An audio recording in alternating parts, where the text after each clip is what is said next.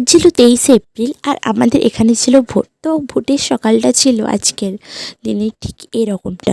প্রথমেই মেঘলা মেঘলা থাকলেও তারপর সূর্য এতটাই জোরে কিরণ দিচ্ছিল যে তোমরা দেখে বুঝতেই পারছো যে এইটা ছিল সকাল 8টা, 7:30 8টা নাগাদ এটা ভিউ।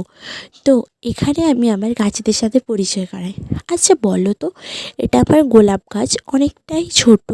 তো গোলাপ গাছে কি সার দিলে খুব ভালোভাবে মানে খুব তাড়াতাড়ি গাছটা গ্রো করবে এবং বড় বড় ফুলও দেবে? তো এইগুলো তোমরা সকলেই কম বেশি জানো যে এগুলো সবই কুমড়ো গাছ। আর যেটা এই বেশ কিছুদিন আগেই বীজগুলো ছড়ানো হয়েছিল। তো আর এটা কী গাছ বলো তো? জানলে অবশ্যই কমেন্টে জানিও যেটা কী গাছ।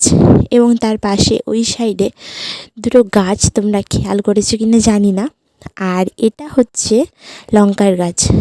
আর এটার সঙ্গে তো আমি তোমাদের আগেই পরিচয় করিয়েছি, এটা নয়নতারা গাছ আমার বাড়ি। তো আমি এখনও রেডি হইনি, সেটাই ভাবছি যে কী পরবো, ভাবছিলাম রেডি হব। তো চলো রেডিটা হয়ে নিই। এখন রেডি হয়ে গেছি, এরপর যাব ভোট দেওয়ার জন্য।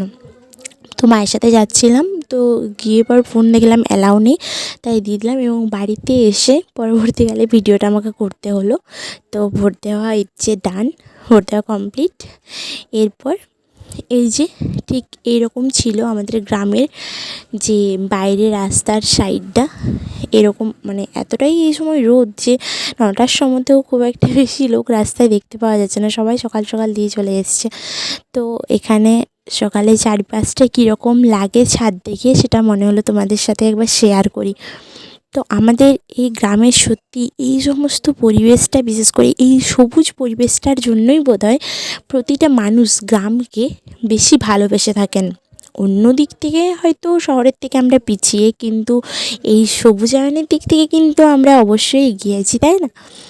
তো এই সমস্ত গাছেদের সাথে, আমার গাছেদের সাথে তোমাদের পরিচয় করিয়েছি। তোমাদেরও বাড়িতে কী কী গাছ আছে, কী কী গাছ লাগিয়েছো তোমরা, কী কী ভালোবাসো, অবশ্যই তা কিন্তু কমেন্টে জানিও।